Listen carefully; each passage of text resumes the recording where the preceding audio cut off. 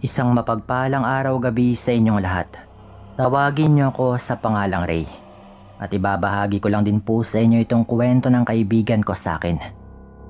Tungkol ito sa naging karanasan ng kanyang tiyuhin noong panahong nangangaso pa ito sa mga kagubatan na sakop ng kanilang baryo.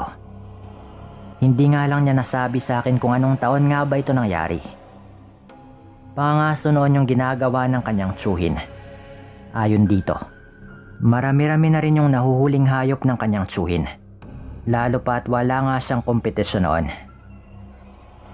Magaling kasi itong gumamit ng pana at maglagay ng mga patibong sa mga bahaging alam nitong mas pupuntahan ng mga ligaw na hayop sa loob ng gubat.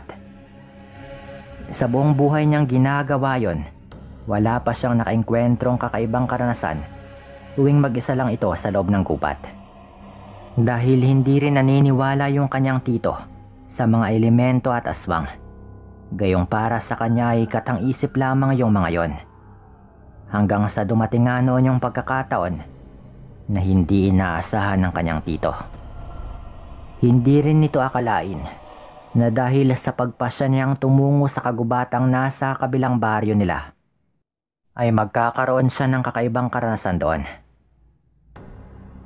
Isang hapon nga raw noon, nagpaalam yung kanyang tiyuhin na tutungo raw ito sa kabilang baryo upang pumunta sa gubat upang mangaso.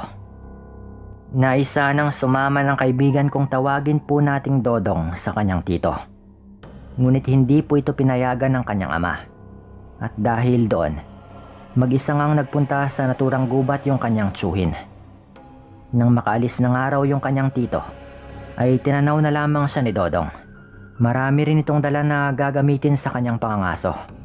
Naganda na rin kasi siya nang sa gayon ay hindi malagay sa alanganin kung nagkataon.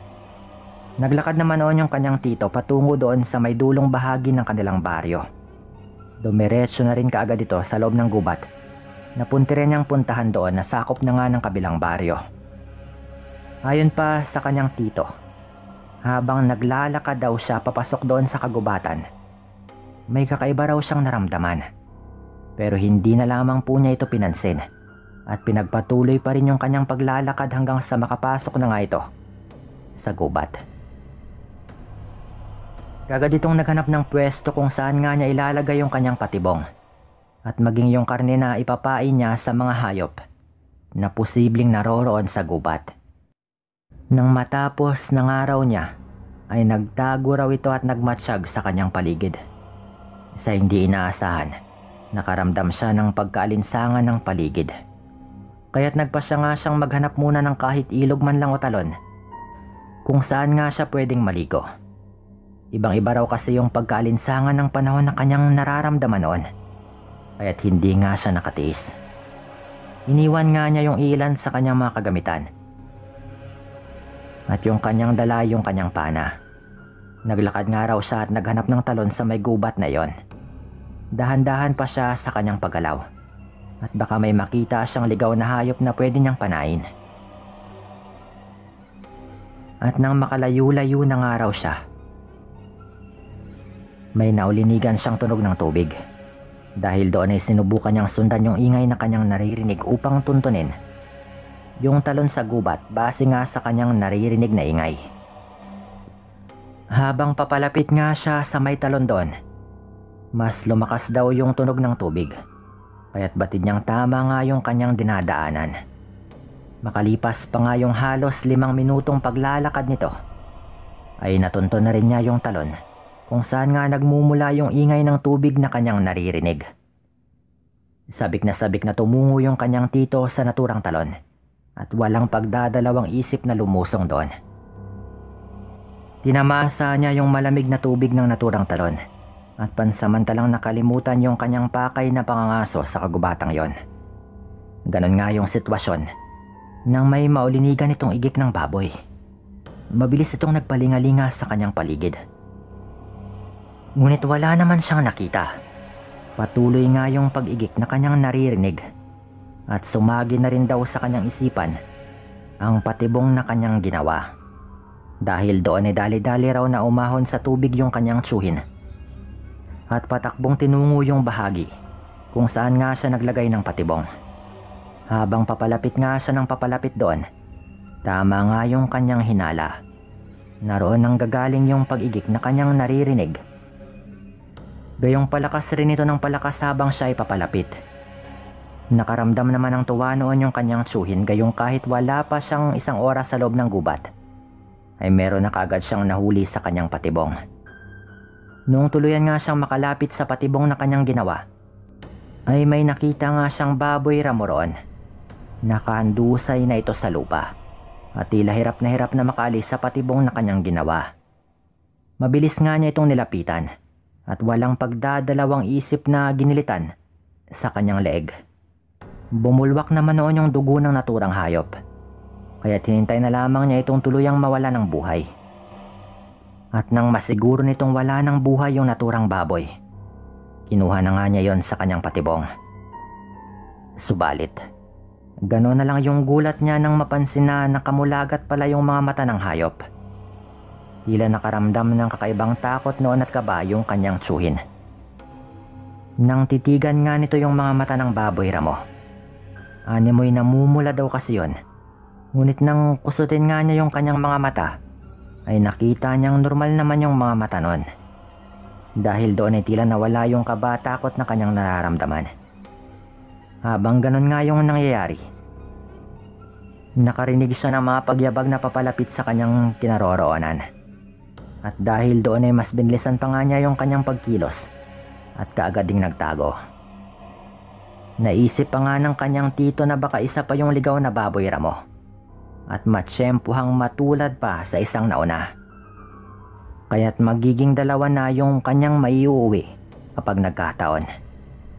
Nagmatsyag nga siya noon sa kanyang paligid hanggang sa meron siyang natanaw. Noong napagtanto nga niya kung ano yon, ay tila nanahanabik raw ito.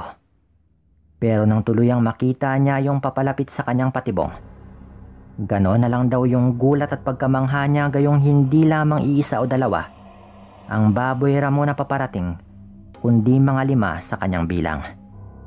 Nagtago siya at minatsyagan lamang yung mga yon. At noong makalapit daw yung mga ito sa patibong na kanyang ginawa, natigil ang mga ito at dahan-dahang gumalaw habang inaamoy-amoy ang bakas ng dugong naiwan doon. Nakatingin lang noon yung kanyang tsuhin sa mga baboy ramo. Nakaramdam naman ito ng kakaiba noong makita nitong tila nagalit yung mga hayop na yon nang maamoy nila yung dugong naroroon. Mabilis raw na nagpalingalinga ang mga ito habang sumisinghot sa ere. Kinabahan naman yung kanyang tsuhin ng mga sandaling yon sa hindi nito malamang dahilan. Nagsimula na sanang maglakad patungo sa kinaroroonan nito ang 5 baboy ramo. Pero bago pa man siya matunto ng mga ito, mabilis daw na napatakbo palayo ang mga yon.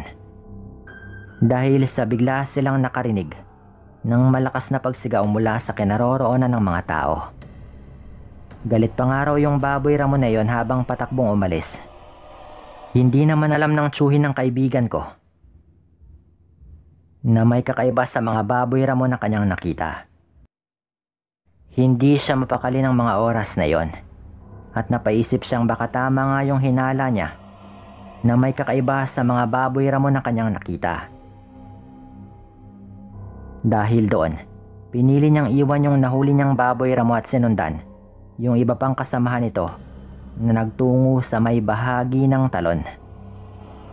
Naisip din kasi ng kanyang tito na baka malaman kung sino nga ba yung may gawa ng malakas na pagsigaw na umalingaungaw sa loob ng kagubatang yon.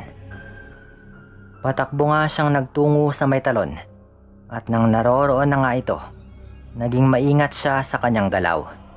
Nagtago rin siya at tinignan yung buong paligid. Mula sa kanyang pinagtataguan, may natanaw siyang naglalakad sa hindi kalayuan. Paalis na nga yung mga yon sa may talon at nagmamadaling naglakad.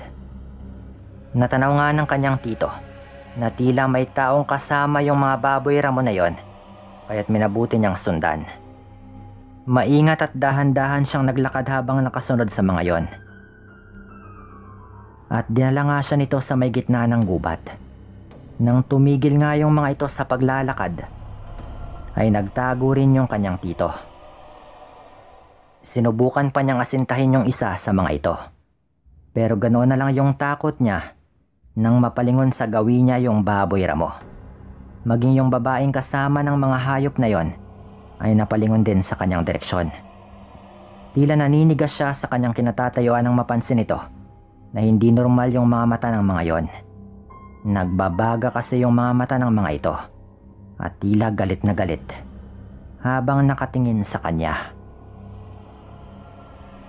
Nakita pa niyang napangisi yung mga ito at tila naghahandang sumugod sa kinaroroonan niya. Lalong nadagdagan yung hintakot na nararamdaman noon ng kanyang tsuhin. Nang sumigaw nga yung babae, nahabulin siya at wag hayaang makaalis sa gubat na iyon. At nang may maging hapunan daw yung mga ito. Matapos bikain ng babae yung katagang yon, pansin ng kanyang tito na dumilim na rin yung paligid. Nang batid niyang habulin nga siya ng mga baboy ramo, mabilis na rin daw itong tumakbo papalayo sa mga ito. Naririnig nga ng kanyang tito yung mabilis na pagyabag ng mga nilalang na nakasunod sa kanya. Sa kadahilanang yon, lalo nga niyang binilisan ang kanyang pagtakbo at hindi na rin lumingon pa. Wala na rin siyang pakialam noon sa kanyang madadaanan. Gayong ang mas naisip nito ay ang makalayo at makaalis sa gubat na yon, lalo na ang makatakas sa mga nilalang na naroroon. Hindi niya rin alam kung ano nga ba yung mga nilalang na yon. Ngunit nang sumagi nga sa kanyang isipan yung aswang, naging malakas nga yung kanyang kutob na mga aswang, yung mga baboy ramo na yon, at maging yung babaeng kasama ng mga ito. Muling umalingasaw sa loob ng kagubatan yung malakas na ingay, pero sa pagkakataong yon, hindi na sigaw ng babae, kung hindi isang mahabang alulong na animoy labis pa rin yung galit. Hindi ininda ng kanyang tito yung panginginig ng kanyang buong katawan at patuloy pa rin siya sa kanyang pagtakbo, lalo na at maabutan na nga siya ng isa sa mga baboy ramo na humahabol sa kanila. Saktong lulundagan sana siya ng baboy ramo na yon, nang sa kabutihang palad ay nakaiwas siya rito dahilan para mabuwal sa lupa yung naturang hayop. Nang mapalingon na nga siya ay nakaramdam siya ng takot dahil biglang nawala yung mga humahabol sa kanya. At dahil doon ay napahinto rin siya at napamasid sa kanyang paligid. Inihanda na nga rin niya sa pagkakataong yon ang kanyang pana at palaso. Ganoon na lamang yung gulat nito nang marinig niya yung pag-alulong at maging yung magkakasunod na pag-igik sa bahagi kung saan nga niya iniwan yung baboy ramo na nahuli niya na wala ng buhay. Titignan pa sana niya at kukumpirmahin na tama nga yung hinala nitong pinagluluksaan ng mga aswang na yon yung kasama nilang namatay sa patibong niya. Ngunit sa takot na baka habulin ulit siya at mapatay ng mga yon, nagpasya na lang din po siyang umalis at lumabas ng gubat. Naganap rin siya ng ibang daan palabas habang alertong nagmamatsyag sa kanyang paligid. Hindi na rin po niya iniisip noon yung kanyang mga gamit na kanyang dala.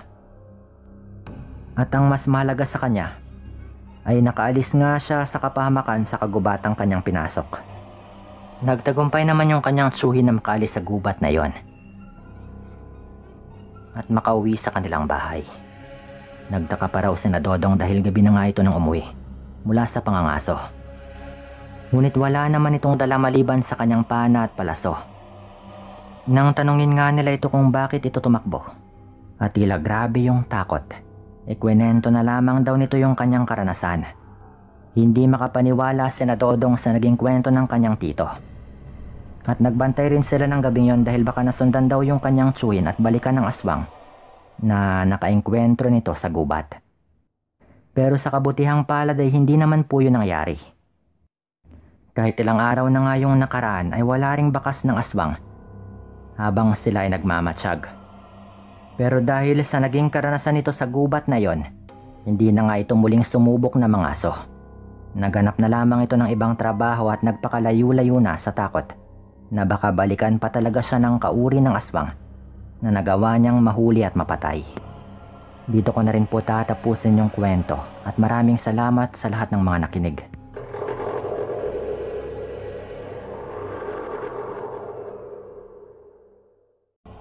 Ako nga pala si Diego at gaya ng iba ay magbabahagi rin ako ng kwento na ikwinento sa akin ng aking ama na itago na lang natin sa pangalang Rodente. Nangyari ito sa bandang Panay at ng mga panahong yon, hindi pa ako naipanganak. Malapit sa dalampasigan yung bahay ng aking mga magulang noon. At dahil doon, pangingisda yung hanap buhay ng aking ama at maging yung iba pang kalalakihan sa aming baryo.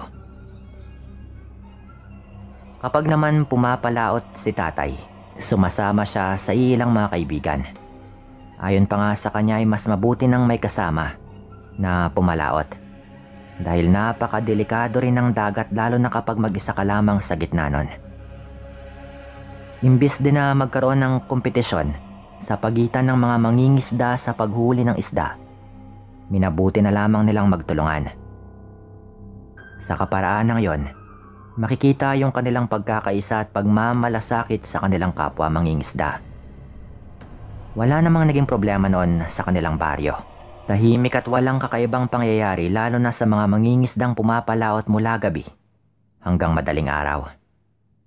Tila kampante noon yung mga mangingisda at maging yung mga pamilya ng mga ito. Gayong wala pa namang masasamang nangyayari habang sila ay nasa laot. Maging yung nanay ko noon ay walang pangambang may hindi magandang mangyari kay tatay.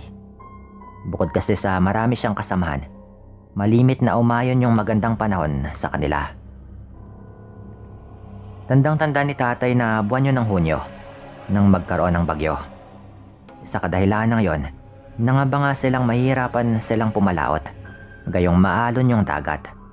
Pero kahit na ganon, hindi pa rin nagpatinag yung aking ama at maging yung kanyang mga kasamahan sa pangingisda. Gayong mahalagang ang meron silang maipakain sa kanilang mga pamilya. Kahit may kasama na rin daw noon yung panahon, hindi nga sila napigilan nun sa pagpapalaot. Kahit papano, hinihintay rin naman nilang kumalma ng konti bago maglayag sa dagat. Isang gabi nga noon, maulan po yon. Kaya't pinagsabihan ni nanay yung tatay ko na wag nang pumalaot. Nagdalawang isip naman yung aking ama dahil nang hihinayang ito sakaling hindi nga siya maglayag ng gabing yon. Kalaunan ay nagpasya nga si tatay na itutuloy pa rin yung pag-alis.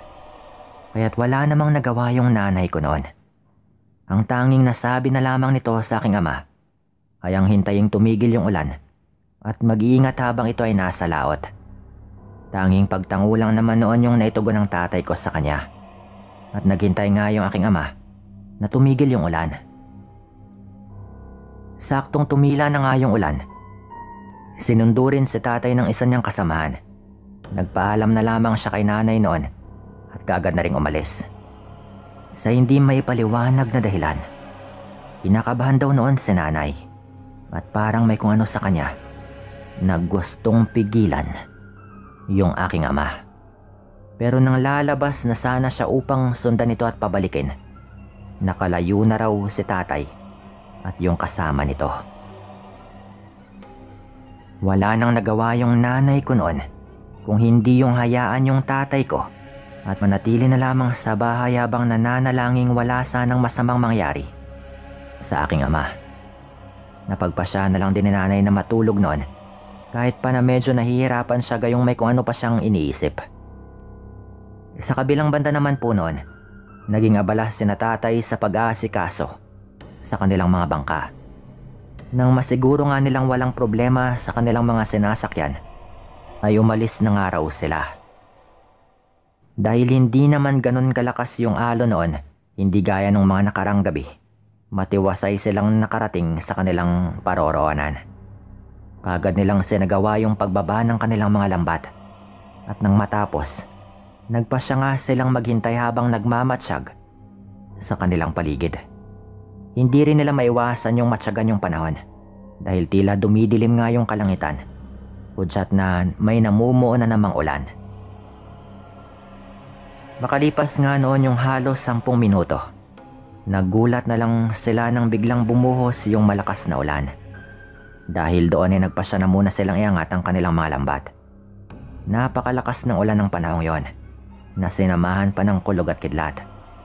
Bigla ring lumakas yung ihip ng hangin at maging yung alon kaya't nangamba na nga rin sila. Matapos nilang maiahon ng kanilang lambat, minabuti na lamang nilang maglayag pabalik sa dalampasigan. Pero dahil malakas nga tila lumalaki yung alon, nahirapan silang makabalik. Nadagdagan pa yung pagkabahalang kanilang nararamdaman nang merong masira sa kanilang bangka. Wala rin silang nagawa noon kung hindi yung magpatianod kung saan nga sila dadali ng malakas na alon. Ganon na lang din yung tuwa ni tatay at maging ng 4 pa niyang kasamahan nang sa hindi kalayuan ay natatanaw na nga nila yung kabilang isla. Nagwika pa nga yung isa sa kanila na bago pa tuluyang lumubog yung kanilang bangka ay makakarating pa sila sa islang yon.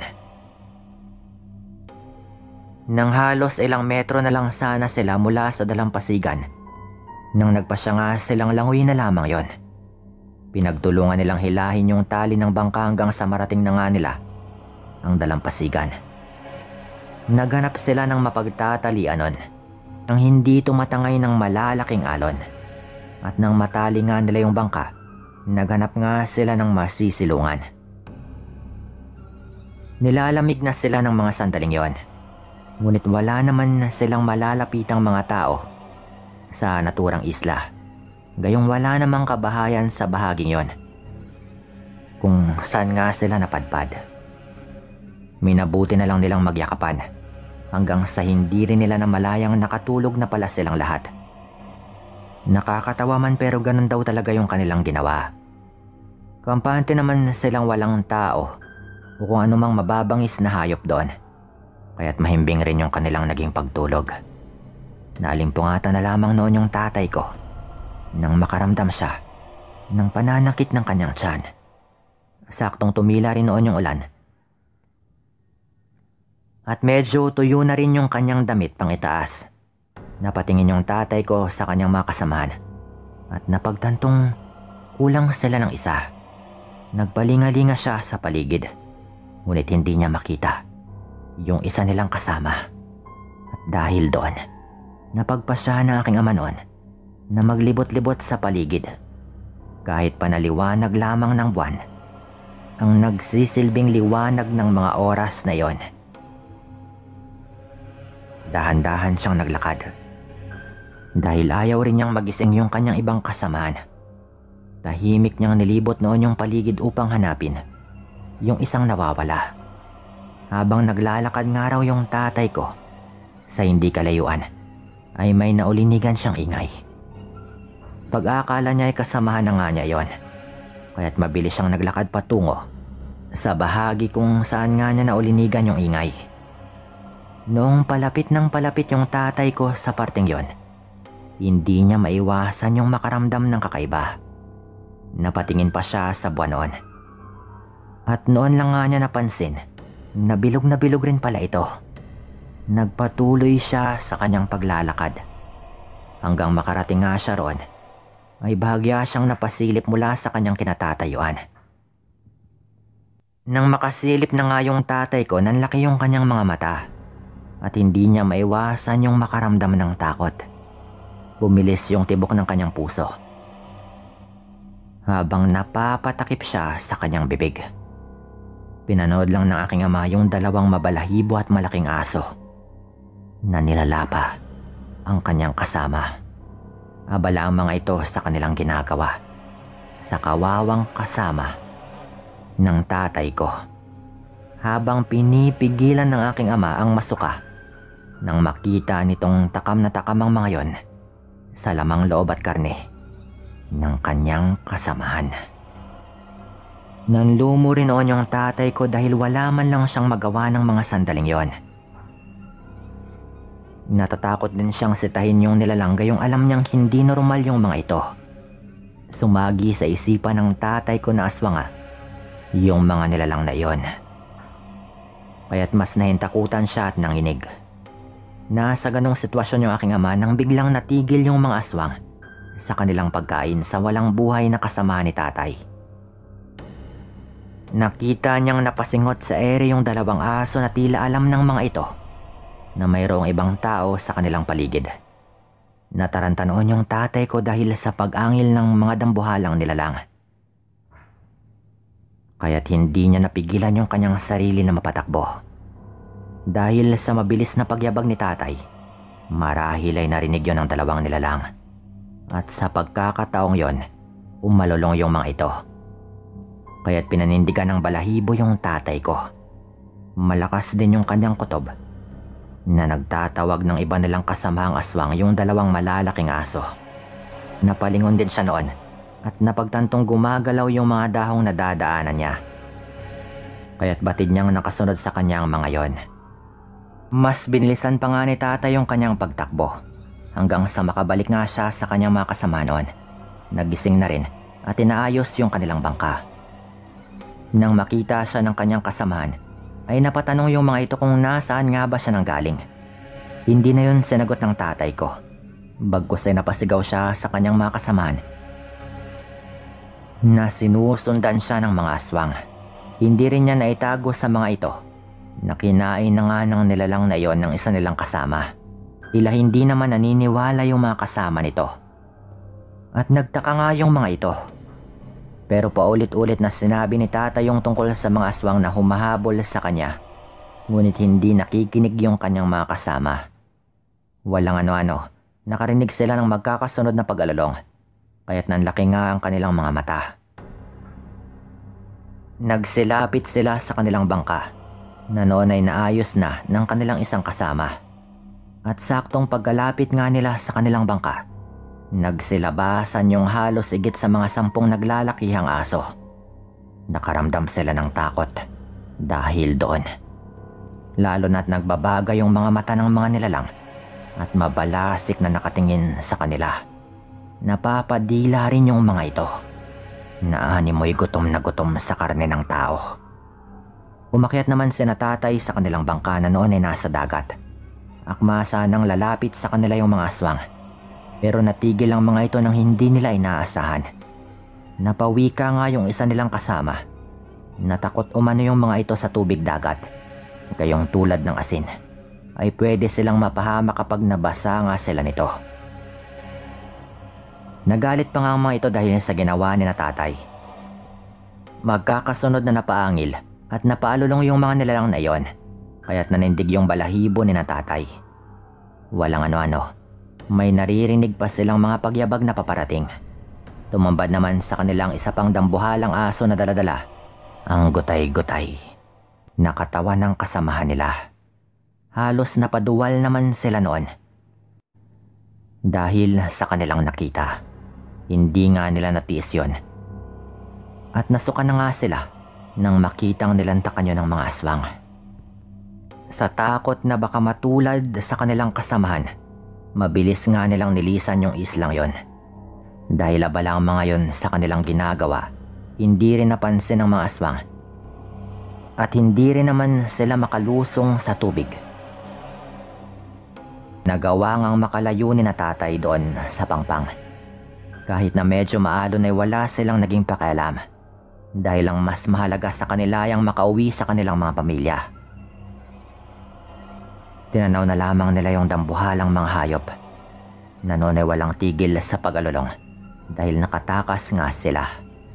Habang pauwi ay nanginginig pa rin noon sila. Nalungkot rin sila sa sinapit ng isa nilang kasamahan. Hindi nila inaakala na dahil lamang ng isang gabing napadpad sila sa islang yon, ay mararanasan nila yung ganoon. Hindi sila makapaniwala na may mga aswang doon. Nang makauwi na nga sila, ibinalita naman ni na tatay sa asawa ng kanilang kasama ang kung anumang sinapit nito. Hindi makapaniwala yung asawa nun. Ngunit wala na rin siyang nagawa pa kung hindi tanggapin yung sinapit ng kanyang asawa. Ganoon na lang daw yung paghagulgol nito. At kahit anong gawin nila tatay, ay wala silang magagawa upang mabawasan yung sakit na nararamdaman nito.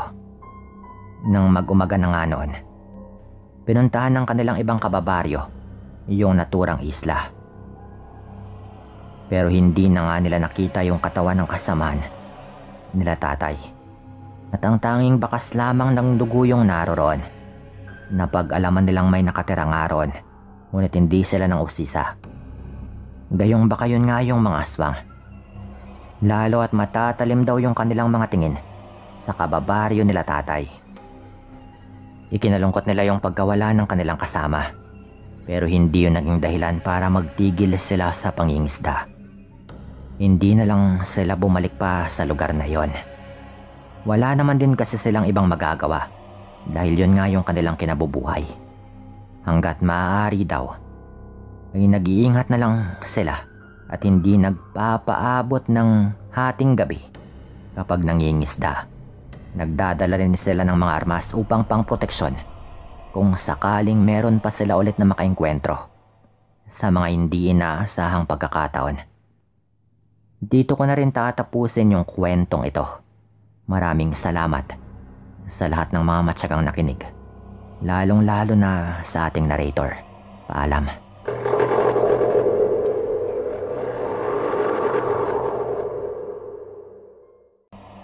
Sana ay nasa mabuti po kayong kalagayan, kayong lahat na nakikinig dito ngayon. Magpapakilala po ako bilang Lando. Taga Mindanao ako, na hindi ko nababanggitin kung anong probinsya, para wala nang problema pa. Nangyari itong ikukwento ko noong dekada 80. 17 taong gulang lang ako noon. Wala pang asawa pero meron namang nobya na siyang napangasawa ko rin nung huli. Nakatira kami noon sa harap ng isang malawak na palayan. Hindi pa kasi kami nakalipat noon. Simpleng buhay lang din pero yung bahay na tinitirhan namin ay pinagmamay-arian ng pinsan ng tatay ko, na noon ay nagtatrabaho sa ibang bansa. Pero napakadalang lang kung makauwi. Minsan nga inaabot ito ng mga 3 taon bago umuwi. Tapos madalas mga 1 buwan lang siya dito sa Pilipinas at babalik rin agad. Pinatirahan lang sa amin kaysa naman daw walang tumira. Medyo malaki po yung bahay kaya okay na okay din. Lalo at 4 din kaming magkakapatid. Pangalawa po ako. Yung panganay namin na si Kuya Greg ay mga 5 taon yung agwat sa akin. Kaya nasa lagpas 20 anyos na po siya nang mangyari ito. Agad ko nga siyang nabanggit dahil mahalagang tao ito sa kwento na ito. Mga 15 taong gulang po si Kuya noon nung nagpunta siya sa Negros. Sinama siya ng isang tiyuhin namin para doon magtrabaho sa tubuhan. Pumayag naman agad si Kuya dahil wala rin naman siyang balak na mag-aral noon. Pabalik-balik lang rin siya sa high school dahil may pagkabulakbol. At ayaw talagang mag-aral kahit anong pilit ng nanay ko. Kaya nung lumuwas po sila ng Negros, hindi na siya pinigilan pa ng nanay ko. Ilang taon siyang nandoon. Umuuwi-uwi lang din sa amin kung minsan, kung may pagkakataon.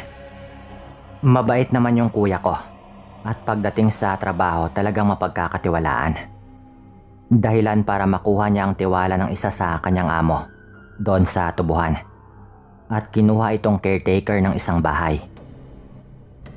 Doon na po ito pinatira. Libre lang ang lahat, basta talagaan lang din niya ang bahay at bantayan syempre. Mabilis lang na lumipas ang mga taon noon. Nakapunta pa nga ako noon sa Negros at naglibot-libot rin kami ni Kuya doon. Hanggang sa makatanggap kami ng sulat mula kay Kuya na ibibenta ng araw yung bahay kung saan siya nagki-caretaker. Bale, mawawala na rin siya ng trabaho dahil ibebenta na nga. Sulat lang din noon kaya hindi namin alam kung ano ba talaga yung kanyang susunod na plano.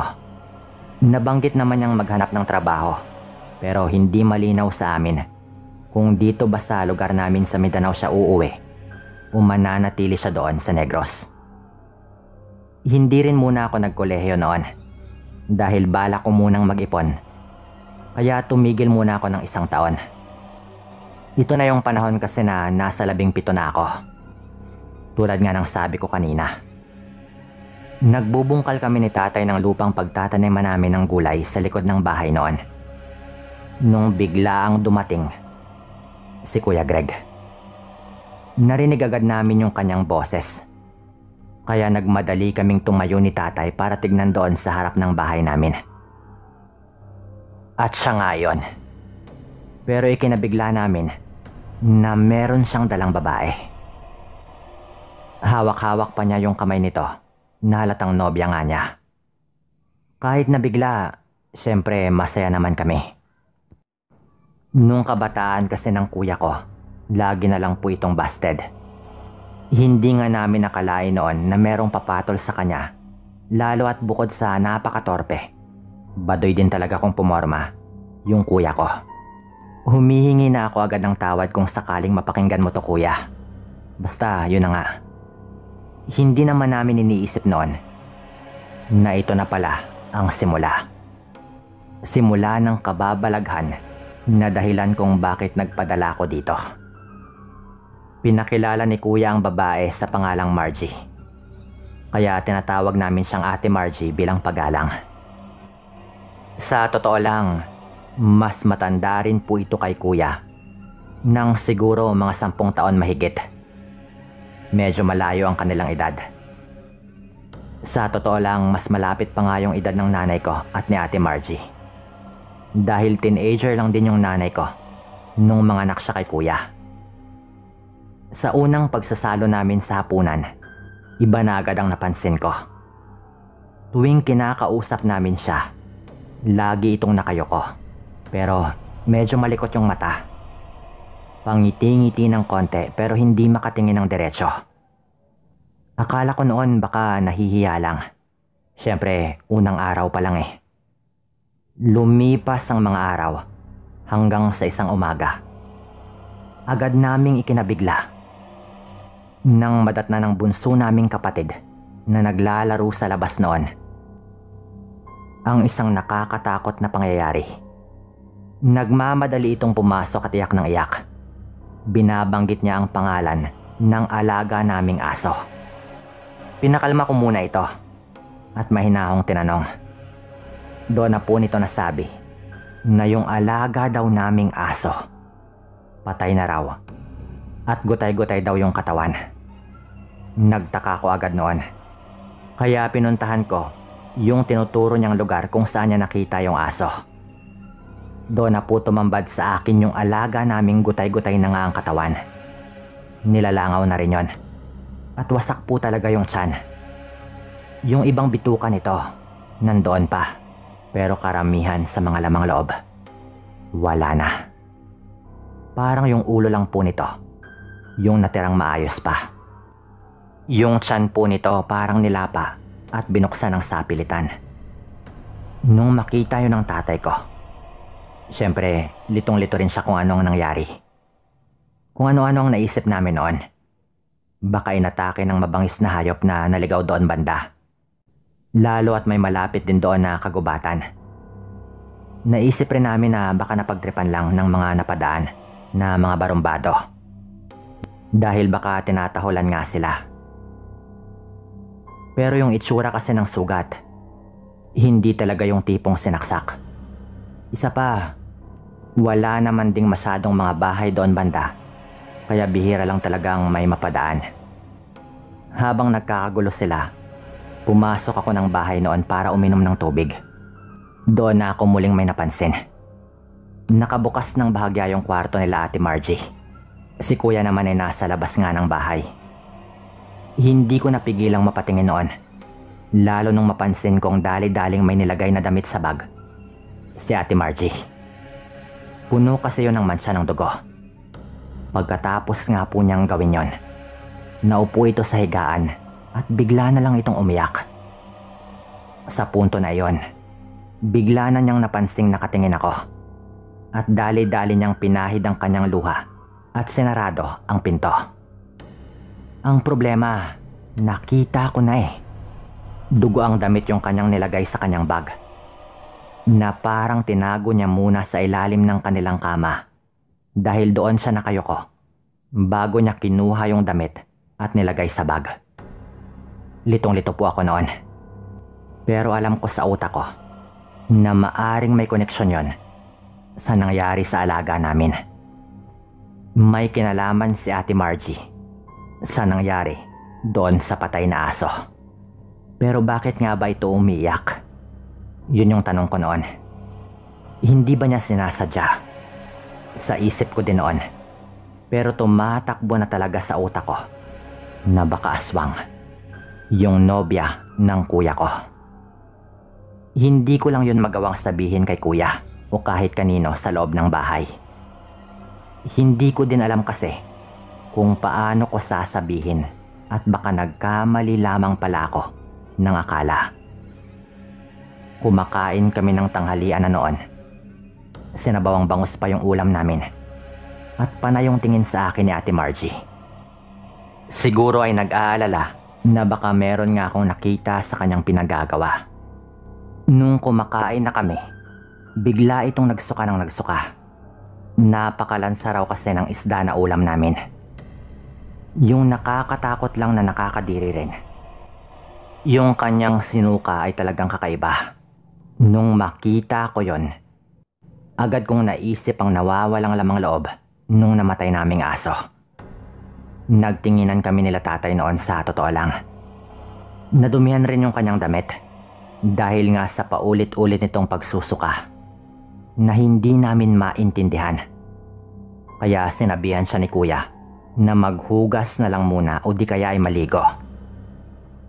Doon po ulit may nangyaring kakaiba. Naligo po si ate, pero agad po niyang tinawag si kuya at nilalamig daw talaga siya samantalang ang init ng panahon noon.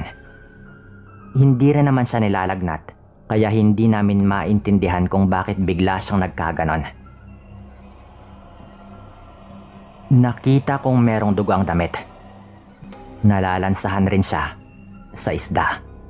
Nagsuka pa nga kahit maayos naman yung pagkakaluto, tapos nilalamig din ng sobra kapag naliligo. Kakaiba talaga ang mga nangyayaring yon. Hanggang isang gabi, nagbabasa kami ng mga lumang dyaryo noon, kami ni tatay at ni kuya, dahil isa nga yun sa libangan namin tuwing gabi. Nang bigla na lamang sumigaw si Bunso.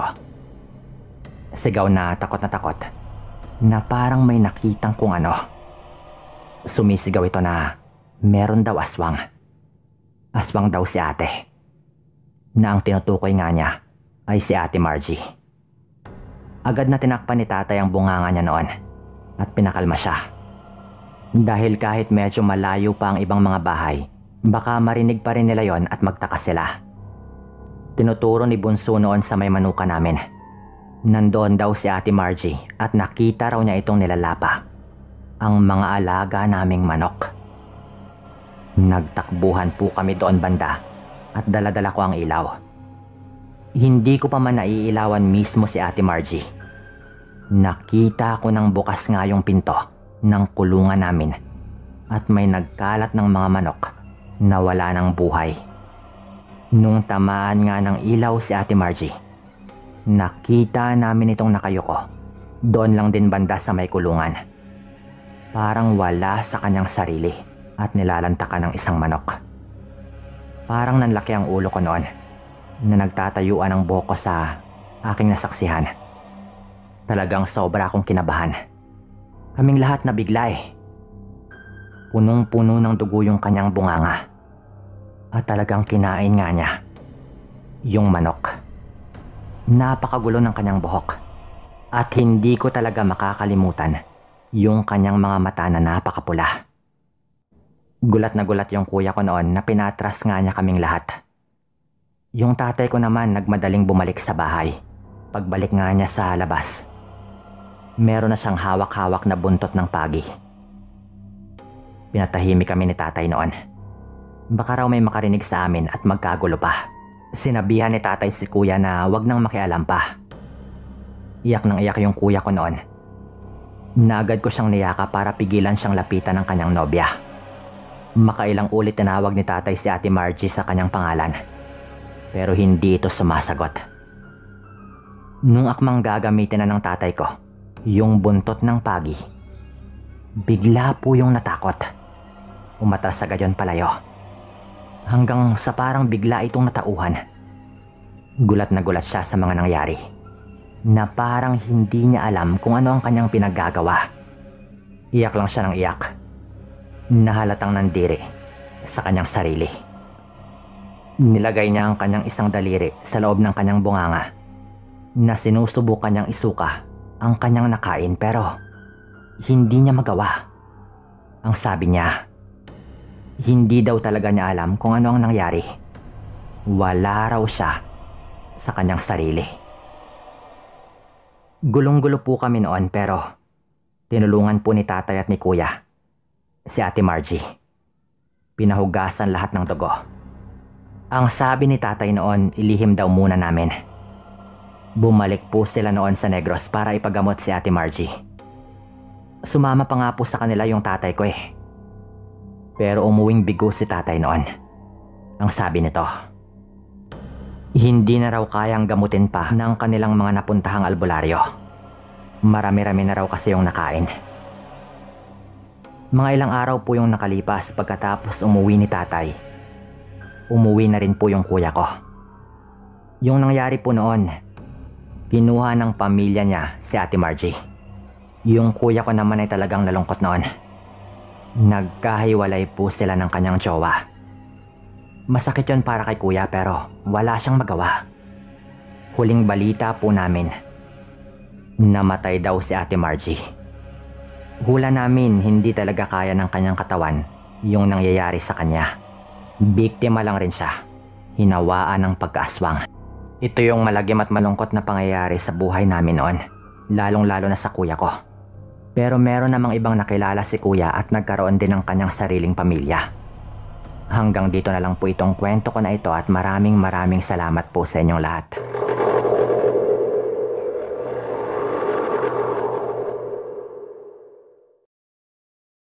Hello po, Sir Dan. Makailang beses ko na po talagang inisip kung kanino nga ba ako magpapadala nitong kwento ko. Dahil nga po sa dami ng narrator na pinapakinggan ko. Pero dahil ikaw talaga ang nag-reply agad sa akin sa comment section, kaya dito na po ako nagpadala. Tawagin nyo na lamang po ako sa pangalang Nonoy. Palayaw ko talaga yan. At ako ay nakatira dito sa Dueñas, Iloilo. Marinig nyo pa lang yung pangalan ng lugar. Alam kong meron ng tumatakbo sa mga utak ninyo. Pero nangyari ito taong 2003. Nung medyo lipas na ang mga usap-usapan tungkol sa mga aswang doon sa baryo namin. Sikat pa rin naman at napag-uusapan. Pero kung baga medyo lumipas na po yung panahon, kung kailan talaga pinakamatunog ang lugar namin dahil sa kwento ni Kapitan Gimo. Pero itong kwento ko ay hindi naman tungkol doon. Bakasyon po noon kaya walang pasok. Buwan po yata ng Mayo dahil naalala ko naman po na pumupunta kami sa simbahan tuwing hapon para magpaturo po ng dasal. Ganon talaga noon tuwing buwan ng Mayo sa lugar namin. Nga pala, hindi ko na po sasabihin pa kung saan talaga banda mismo.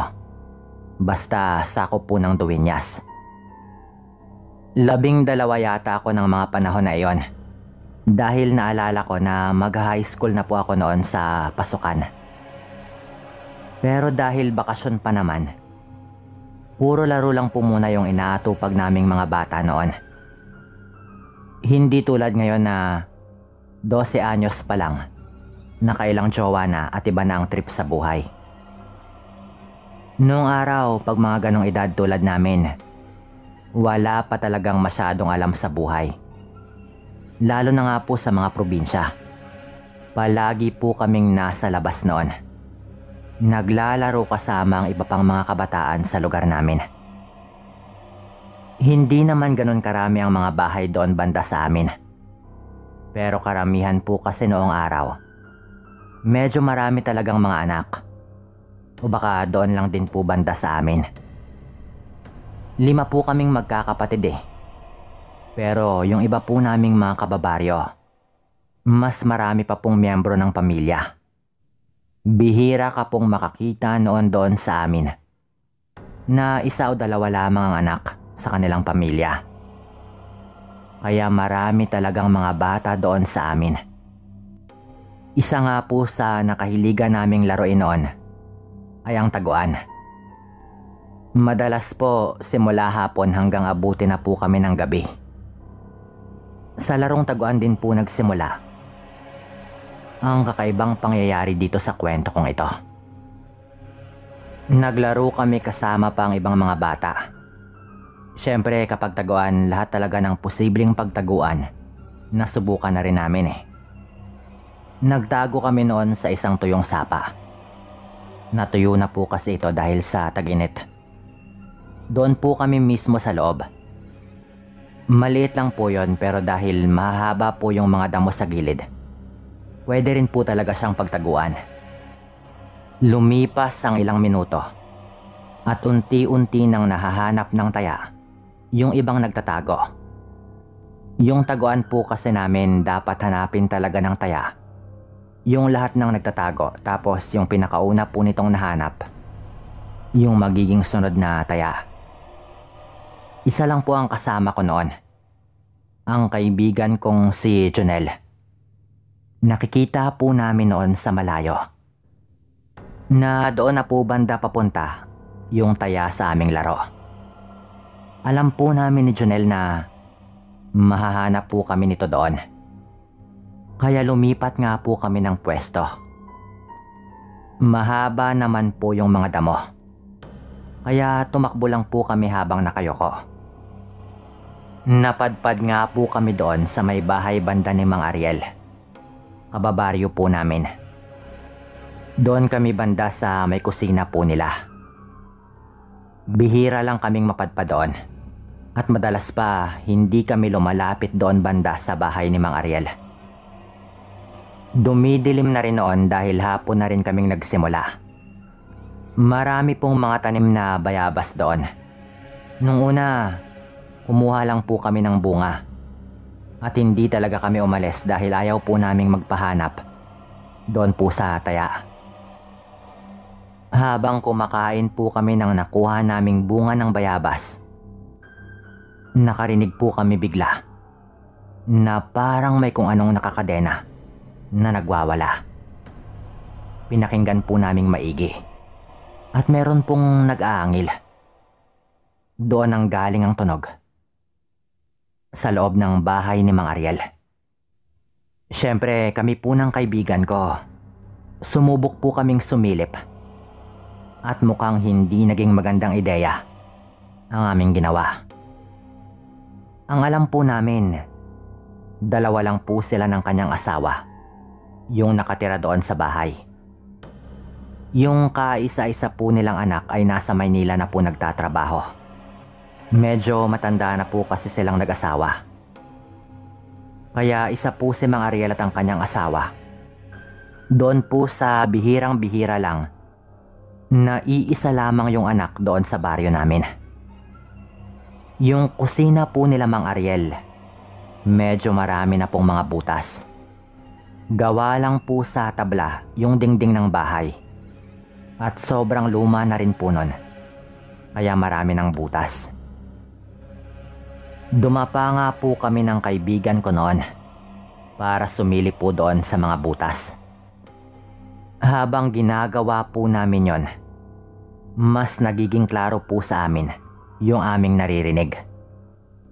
Meron talagang nag-aangil na parang mabangis po na hayop. At kung ano man yon, alam po naming nakakadena yon. Lalo at naririnig talaga namin ang tunog ng kadena. Yun bang tipo na parang merong nagpupumiglas? Sa unang silip po namin, hindi agad namin nakita.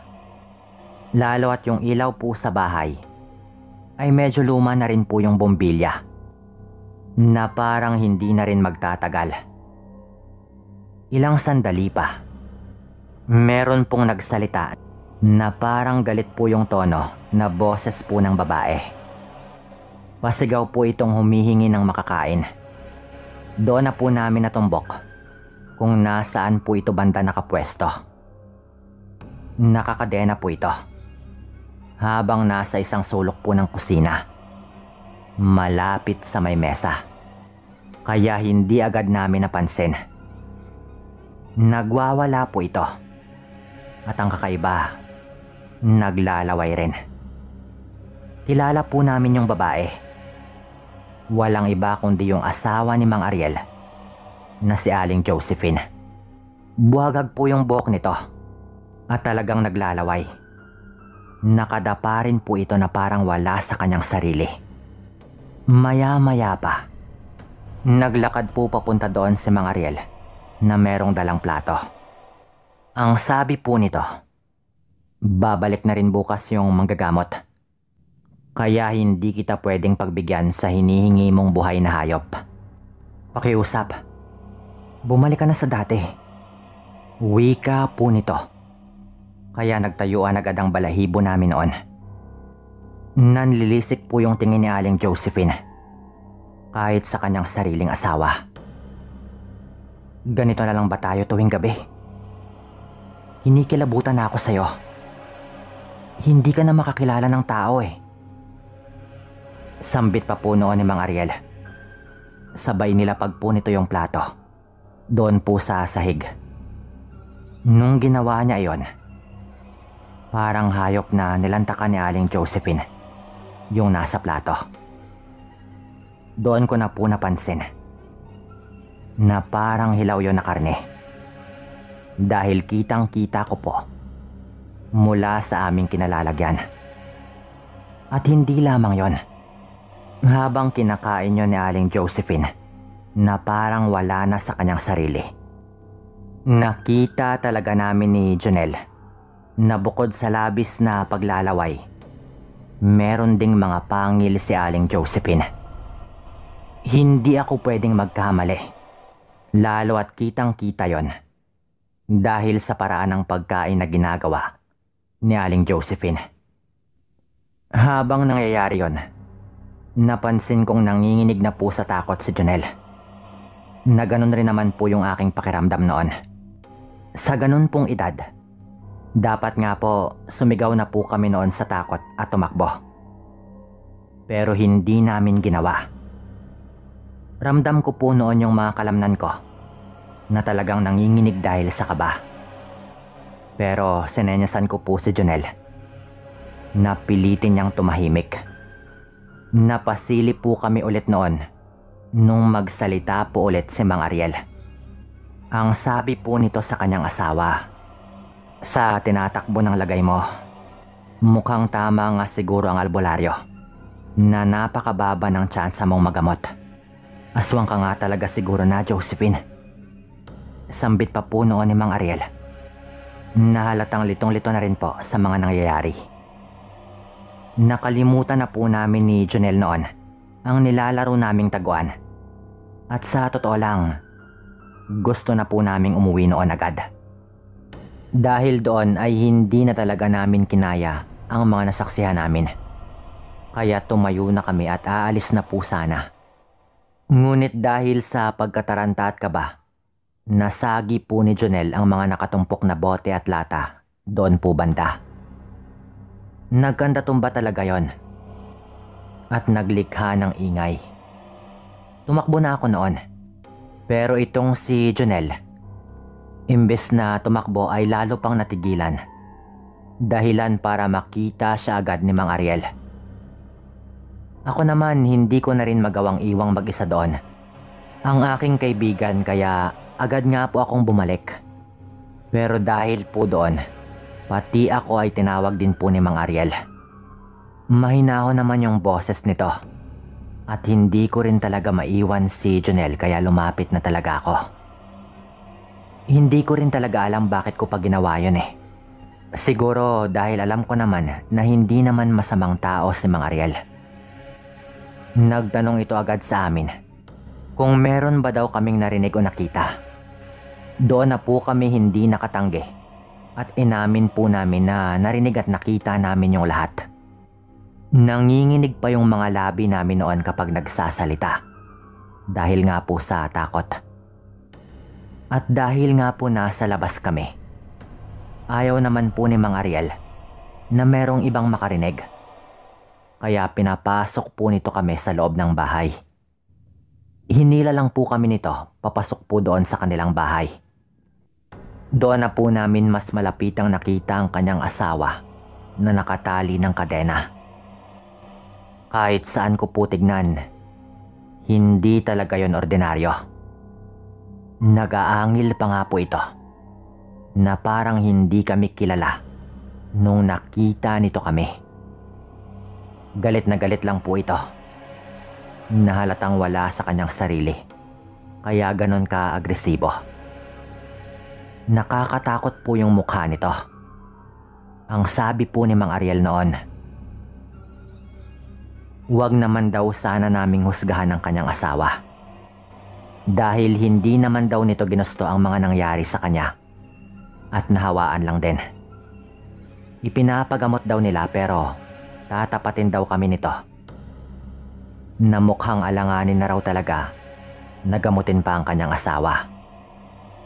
Kung titignan po namin, sang-ayon po kami doon. Iba na po yung itsura na talagang malalaman mo na isa na nga pong aswang si Aling Josephine. Yung tipong parang wala na pong remedyo at malabo ng gamutin. Kinausap po kami ni Mang Ariel noon. Napapuntahin daw namin ang mga tatay namin doon kinabukasan. Dahil sila raw po yung gustong makausap ni Mang Ariel tungkol nga po sa mga nangyari. Nakiusap rin po ito na habang hindi pa raw niya nakakausap ang mga tatay namin, wag raw sana kaming magkwento kahit kanino. Pagkatapos po nun, umalis na nga po kami. Tumakbo pa nga po kami ni Jonel noon pagkalabas po namin ng bahay dahil takot na takot pa rin kami. Dahil hindi pa rin nawawala ang kabang nararamdaman namin noon. Bago kami umuwi, napag-usapan po naming sundin na lang ang pakiusap ni Mang Ariel. Kinabukasan, sinabi nga po namin sa aming mga ama at maswerte naman pong naniwala ang mga tatay namin. At pumunta nga po sila doon kila Mang Ariel. Nasa labas lang po kami ng kaibigan ko noon. Matagal-tagal rin po yung kanilang naging usapan. Inabot siguro ng mga 1 oras bago po sila lumabas. Pagkatapos po noon, kami naman po yung kinausap. Napagkasunduan po naming lahat doon na wag na nga pong ipagkalat kahit kanino. Dahil baka magamot pa raw. Pero ayoko na po kayong paasahin pa na naging maayos ang mga nangyari pagkatapos nun. Dahil mga 2 linggo lang po yung nakalipas, wala na po. Nabalitaan na po naming pumanaw na si Aling Josephine. Inantay lang po nito yung kanyang anak na makauwi at lumisan na nga po ito. Ang sabi po ng tatay ko noon, mukhang hindi daw talaga nagamot ng albularyo. At mukhang yung anak na lang daw yung tumanggap o baka si Mang Ariel mismo para makapagpahinga na po si Aling Josephine. Huling balita daw kasi ng tatay ko, mukhang hindi raw kinakaya ng katawan ni Aling Josephine yung kanyang pagkaaswang. Kung totoo man pong nilipat nga sa kanyang anak o kay Mang Ariel mismo, hindi na po namin nalaman pa. Dahil pagkatapos pong mailibing ni Aling Josephine, sumama na rin po si Mang Ariel sa kanyang anak pabalik doon sa Maynila. Siguro nga hindi talaga nagagamot kapag nakakain na ng hayop. Ganon talaga siguro. Maliban na lang kung sobrang galing ng albularyo. Hanggang dito na lang din po itong kwento ko. Maraming salamat po sa lahat ng mga nakinig.